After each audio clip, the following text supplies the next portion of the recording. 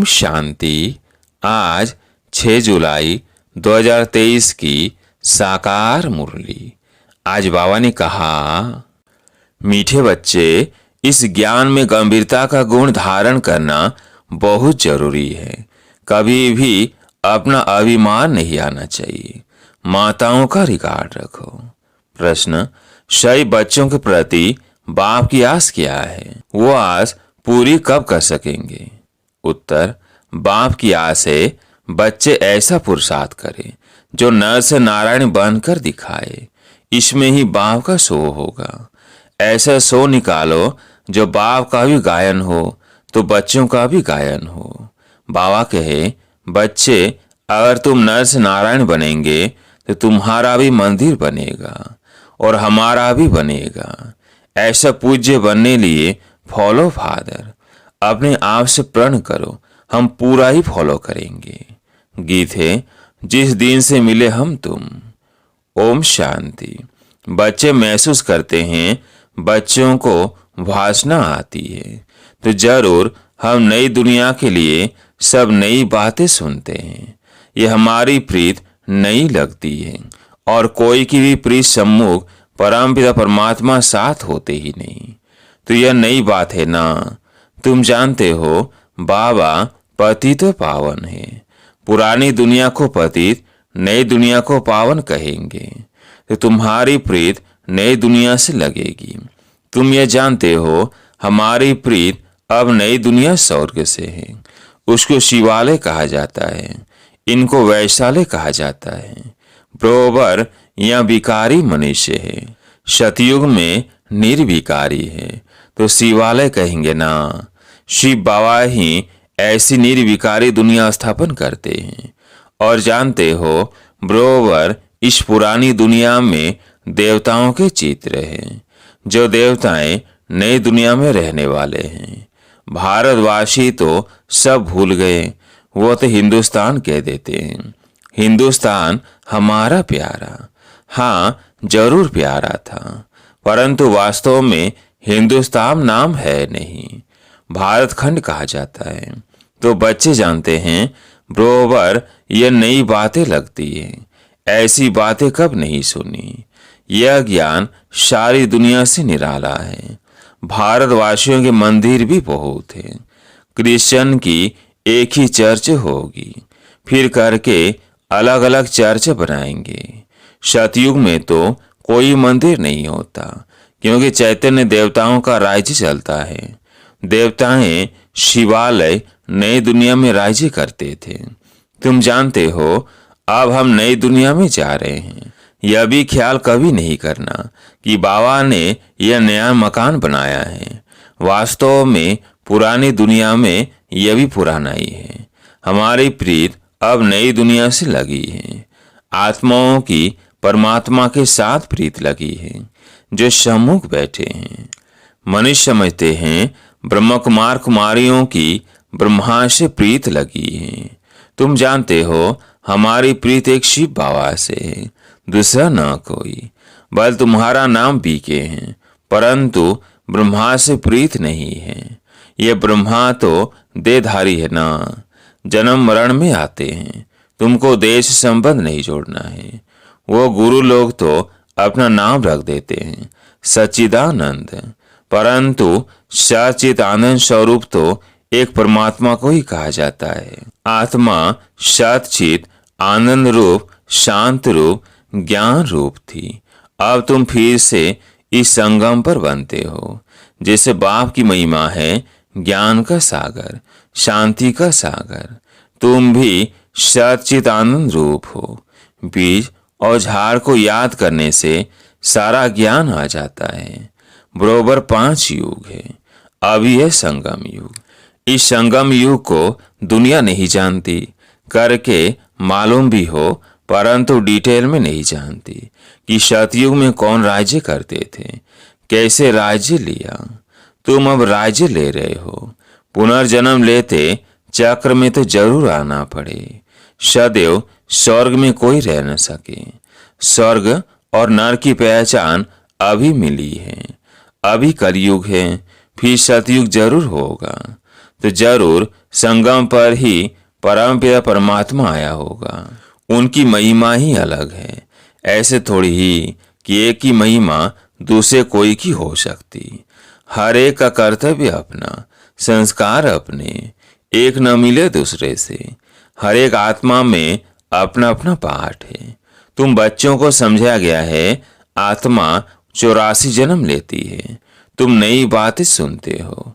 भगवानुवाच मैं राजयोग सिखाए तुमको राजाओं का राजा अर्थात नर से नारायण, नारी से लक्ष्मी बनाता हूँ। बाबा पूछते भी है तुम सूर्यवंशी नारायण बनेंगे या चंद्रवंशी राम बनेंगे। कहते हैं बाबा एम ऑब्जेक्ट तो सूर्यवंशी बनने की है। नंबरवार तो होते हैं ना। बैरिस्टर कोई बहुत अच्छा, कोई हल्का होता है। कोई सर्जन तो लाखों रुपया कमाते, कोई बहुत थोड़ा कमाते। पढ़ाई पर मजा रहता है। तुम्हारे में भी कोई तो बहुत कमाई वाले बनेंगे, तख्त पर बैठेंगे। यह बड़ा बेहद का ईश्वरीय कॉलेज है। उन कॉलेजों में हद होती है, इतने पास होंगे। यह बेहद का कॉलेज। तो तुम नई बातें सुनते हो। अभी तुम समझ रहे हो तुम अबलाओं को बल देने वाला वह परम पिता परमात्मा ही है। जानते हो परमात्मा बाप से हमको कितना बल मिलता है। हम बरयस अर्थात सेना है, युद्ध के मैदान में खड़े हैं। नई बात है ना। गीता में पांडव और कौरवों की लड़ाई दिखाई है, परंतु लड़ाई की दो बात है नहीं, हर एक बात नहीं है। श्री कृष्ण तो नई दुनिया का अलप है। अलप से लेकर सब नई बातें हैं। नई दुनिया का अलप है लक्ष्मी नारायण, फिर उनके पीछे उनके बच्चे। तो लक्ष्मी नारायण है सतयुगी मनुष्य, सृष्टि के अलप। यह मनुष्य सृष्टि का रचयिता अलप ब्रह्मा है। पहले पहले है परमपिता परमात्मा अलप, पीछे ब्रह्मा को अलप बनाते हैं, फिर लक्ष्मी नारायण को अलप बनाते हैं। यहाँ तुम ब्राह्मण कुल के हो। ब्राह्मण कुल का बड़ा ब्रह्मा ही गाया जाता है। ब्राह्मण तो भल हुआ भी है, परंतु ब्रह्मा कुमार कुमारियां नाम कभी नहीं सुना है। गीता में भी यह नाम नहीं है। तो नई बात है ना। भारत को हिंदुस्तान कहने कारण हिंदू धर्म कह देते हैं। अपने प्राचीन धर्म की पहचान नहीं है, जैसे कि देवता धर्म है ही नहीं। अपने धर्म को न जानने कारण कहते हैं सब धर्म एक ही है। भल सब धर्म यहाँ रह सकते हैं, जिसको चाहे सो रहे, फ्री है। सभी धर्मों को मान देते हैं। कोई भी धर्म वाला आकर रह सकता है। बाहर में देखो वो दूसरे धर्म वालों को निकालते रहते हैं। शिलोन ब्रह्मा आदि से इंडियन को निकालते रहते हैं। भारत तो वास्तव में प्राचीन देवी देवता धर्म वाला है, परंतु वो तो कहते कोई भी आकर रहे, सब इकट्ठे तो रह न सके।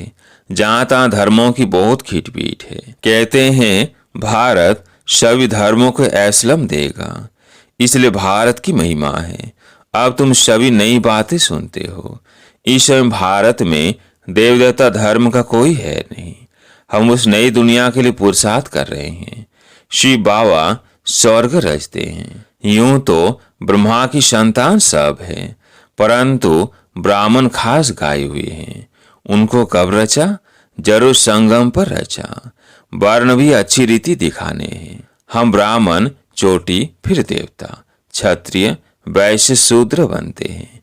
तो यह ज्ञान बड़ा गुह्य रमणीक है, मुश्किल किसकी बुद्धि में बैठता है। तुम बच्चे इस ज्ञान को अच्छी रीति धारण करो। कभी भी ब्राह्मणी से रूठना नहीं। रूठ करके पढ़ाई को नहीं छोड़ना है, नहीं तो रसातल में चले जाएंगे। बाप आया है सुनाने, तो सुनना चाहिए। भक्ति मार्ग में कितना नियम होता है गीता सुनने का, वो पूरे नेम से सुनते हैं। मंदिर में भी नेम पूर्वक जाते हैं। रोज पक्का नेम रखते हैं। तुम्हारा नेम तो बड़ा कड़ा है, एक घड़ी फिर बढ़ाते रहना है। बाबा को याद करने से बुद्धि का ताला खुलेगा। विचार सागर मंथन कोई शिव बाबा नहीं करते हैं। उनको दरकार ही नहीं विचार सागर मंथन की। तुमको दरकार रहती है किसको कैसे समझाए। तो कभी भी रूठना नहीं चाहिए, एक दो का रिगार्ड रखना चाहिए। कई बच्चों को महारथियों का रिगार्ड रखना आता नहीं। ब्राह्मणिया जो है वह फिर भी मुख्य है। 10 से 12 को आप समान तो बनाती है ना, तो उनका रिगार्ड रखना पड़े। तुम जैसे कि शिव बाबा के एजेंट हो। सभी एजेंट से एक जैसे तो नहीं होते हैं, नंबरवार होते हैं। फिर भी एजेंट्स तो है ना। कोई तो बहुत अच्छी रीति धारणा करते हैं, रात दिन सर्विस में तत्पर रहते हैं। शिव बाबा भी यहाँ सर्विस पर आए हैं ना। बाबा कहते हैं मैं डबल काम करता हूँ, भक्तों की भी सर्विस करता हूँ। तुम जानते हो सारी दुनिया में साक्षात्कार कराने का कर्तव्य कौन करते हैं? बट ड्रामा में सब पहले से नूंद है, उसी समय साक्षात्कार होता है। समझते हैं गॉड फादर ने दिव्य दृष्टि से साक्षात्कार कराया।